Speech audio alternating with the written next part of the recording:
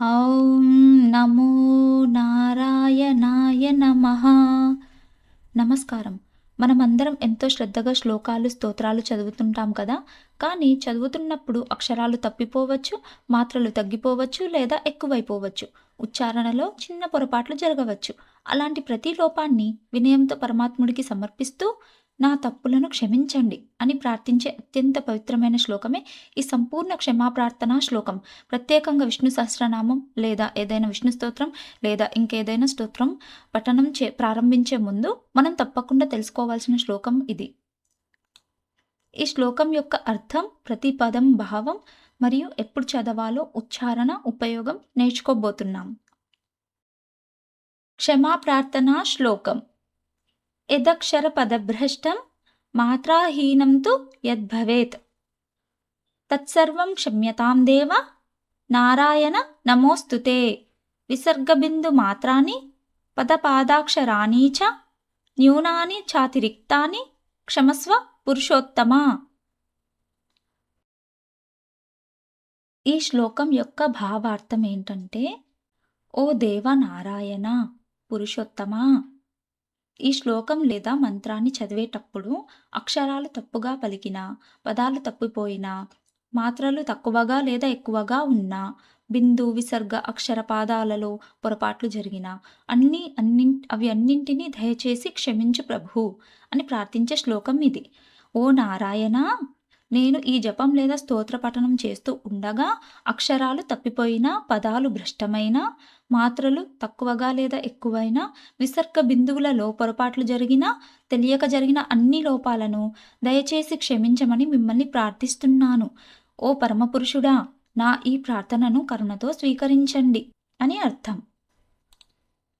ఇప్పుడు ప్రతి పదం యొక్క అర్థం, తాత్పర్యం తెలుసుకుందాం. యదక్షర పదభ్రష్టం. యత్ ఏదైనా, అక్షర అక్షరం, పద పదం, భ్రష్టం తప్పిపోవడం లేదా సరిగా పలకకపోవడం. యదక్షర పదభ్రష్టం అంటే శ్లోకం లేదా మంత్రం చదువుతున్నప్పుడు ఏదైనా అక్షరం తప్పుగా పలికినా లేదా పదం మిస్ అయినా, మారిపోయినా, ఏదైనా అక్షరం లేదా పదం తప్పిపోయినట్లయితే పఠనంలో వచ్చిన అక్షర పద లోపాలన్నమాట. మాత్రాహీనంతు యద్భవేత్. మాత్ర అక్షరాల కాలమానం, హీనం తక్కువగా లేదా తప్పుగా, యద్భవేత్ జరిగితే. అక్షరాల ఉచ్చారణలో ఉండాల్సిన దీర్ఘం, హ్రస్వం అంటే మాత్రలన్నమాట. తగ్గినా, పెరిగినా లేదా సరిగా లేకపోయినా, మాత్రలు తగ్గినా లేదా తప్పుగా ఉన్నా అంటే కాలమానంలో వచ్చిన లోపాలు అని అర్థం. తత్సర్వం క్షమ్యతాం దేవా. తత్ అది, సర్వం అన్ని, క్షమ్యతాం క్షమించబడుగాక, దేవా ఓ దేవా అంటే ఇలాంటి అన్ని రకాల లోపాలను ఓ దేవా నీవే దయచేసి క్షమించు, అవన్నీ క్షమించు దేవా అని అర్థం. మొత్తం తప్పులకు ఒకే క్షమాప్రార్థన. నారాయణ నమోస్తుతే. నారాయణ శ్రీమన్నారాయణుడు, నమః అస్తుతే నీకు నమస్కారం అంటే ఓ శ్రీమన్నారాయణ నీకే నా నమస్కారాలు, ఓ నారాయణ నీకు నమస్కారం అని అర్థం. క్షమాప్రార్థనను నారాయణుకే అర్పించడం. విసర్గ బిందు మాత్రాన్ని. విసర్గ అంటే విసర్గం. విసర్గం అంటే అమ్ అని రాస్తాం కదా, ఆహా అని రాస్తాం కదా, అదనమాట. బిందు అంటే బిందువు లేదా అనుస్వారం అంటే అమ్, ఖమ్ అని రాస్తాం కదా, అవి. మాత్రాని అంటే మాత్రలు, స్వరగుర్తులు. స్వరగుర్తులు అంటే కాకు దీర్ఘం ఇస్తే కా అని రాస్తాం కదా, దీర్ఘం అన్నమాట. అంటే గుణింతాలు ఉంటాయి కదా, దీర్ఘమాత్ర అని అంటాం కదా, గుణింతాలు అవన్నమాట. హ్రస్వస్వరం అంటే ఆ, కా, ఘ. దీర్ఘస్వరం అంటే ఆ, కా, కాకు దీర్ఘమిస్తే కా, ఘాకు దీర్ఘమిస్తే గా, అలాంటివన్నమాట. ఉచ్చారణలో విసర్గ బిందు మాత్రలలో జరిగిన లోపాలు, చిన్న గుర్తులలో జరిగిన లోపాలు కూడా అని అర్థం. పదపాదాక్షరాణి చ. పద పదం, పాద శ్లోకంలోని చరణం అంటే 1 లైన్ అనమాట.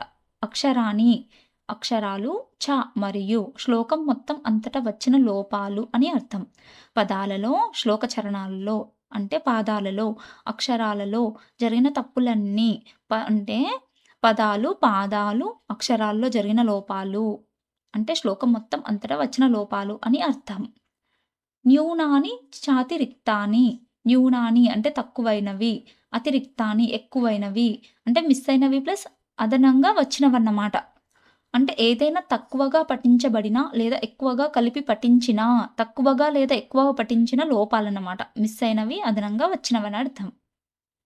క్షమస్వ పురుషోత్తమ, క్షమస్వ క్షమించుము, పురుషోత్తమ పరమపురుషుడా అంటే, ఓ పరమపురుషుడా ఈ అన్నింటిని దయతో క్షమించు. ఓ పురుషోత్తమ ఇవన్నీ క్షమించు. చివరి వినమ్ర ప్రార్థన అని అర్థం. మొత్తం ఈ శ్లోకం యొక్క తాత్పర్యం ఏంటంటే, ఈ శ్లోకం మన వినయం మరియు భక్తి భావాన్ని వ్యక్తపరుస్తుంది. మన ప్రయత్నం ఎంత శ్రద్ధగా ఉన్నా మనిషి తప్పులు చేయకుండా ఉండలేడు. శ్లోక పఠనంలో పొరపాట్లు సహజమే. అందుకే చివర్లో మనం ఆ పరమాత్ముడిని ఇలా ప్రార్థిస్తున్నాం. నా లోపాలను చూడకుండా నా భక్తిని మాత్రమే స్వీకరించండి అని. ఈ శ్లోకంలో పదాల ఉచ్చారణ సూచనలు చూద్దాము. 1వ పాదం యదక్షర పదభ్రష్టం. యత్ అక్షర పదభ్రష్టం. మాత్రాహీనం, మాత్రాహీనం. తు తు యద్భవేత్, యత్ భవేత్. 2వ పాదం తత్సర్వం, తత్సర్వం. క్షమ్యతాం, క్షమ్యతాం. దేవ, దేవ. నారాయణ, నారాయణ. నమోస్తుతే, నమోస్తుతే. ముందుగా పదం విడిగా, తర్వాత పాదంగా, చివరికి ప్రవాహంతో చదవాలి. 3వ పాదం విసర్గ బిందు మాత్రాని. విసర్గ బిందు మాత్రాని. పద పాదాక్షరాని చ. పద పాదాక్షరాని చ.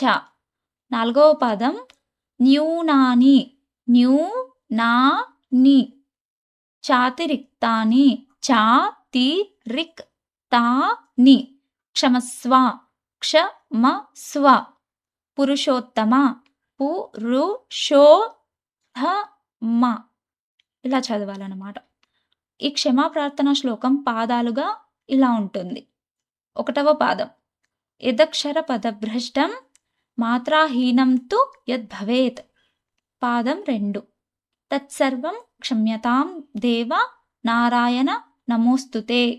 పాదం 3 విసర్గ బిందు మాత్రాని పద పాదాక్షరాని చ. పాదం 4 న్యూనాని చాతిరిక్తాని క్షమస్వ పురుషోత్తమ. ఇలా చదవాలన్నమాట. క్షమ ప్రార్థనా శ్లోకం మరొక్కసారి చదువుకుందాం. యదక్షర పదభ్రష్టం మాత్రాహీనం తు యద్భవేత్. తత్సర్వం క్షమ్యతాం దేవ నారాయణ నమోస్తుతే. విసర్గ బిందు మాత్రాని పద పాదాక్షరాని చ. న్యూనాని చాతిరిక్తాని క్షమస్వ పురుషోత్తమ. శ్లోకంలో చెప్పేది ఇదే. ఏ శ్లోకంలో అయినా పదాలలో, పాదాలలో, అక్షరాలలో ఏదైనా లోపాలు జరిగితే అవన్నీ క్షమించు ప్రభు అని వేడుకుంటున్నాం. ఉపయోగం ఎప్పుడు చదవాలి? ఏదైనా స్తోత్రం లేదా మంత్రం తర్వాత విష్ణు సహస్రనామం జపం, పూజ ముగింపు, భక్తితో చేసిన పఠనానికి సంపూర్ణత.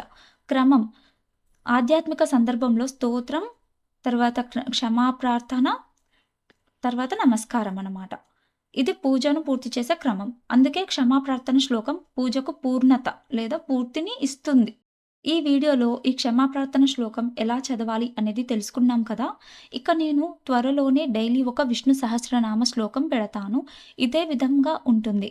అంటే ప్రతి పదాన్ని ఎలా ఉచ్చరించాలి, ప్రతి పదానికి ఉన్న శుద్ధమైన తెలుగు అర్థాన్ని వివరంగా తెలుసుకుందాం. రోజు నాతో పాటు సాధన చేయండి. నేను నేర్చుకుంటూ మీలోనూ భక్తిని పెంచాలనేదే నా ఆశ.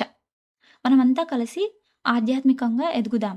సర్వే జనాః సుఖినో భవంతు, సర్వే జనాః నిరామయాః, సర్వే జనాః భద్రాణి పశ్యంతు, మా కశ్చిత్ దుఃఖ భాగ్ భవేత్. ఓం నమో నారాయణాయ నమః.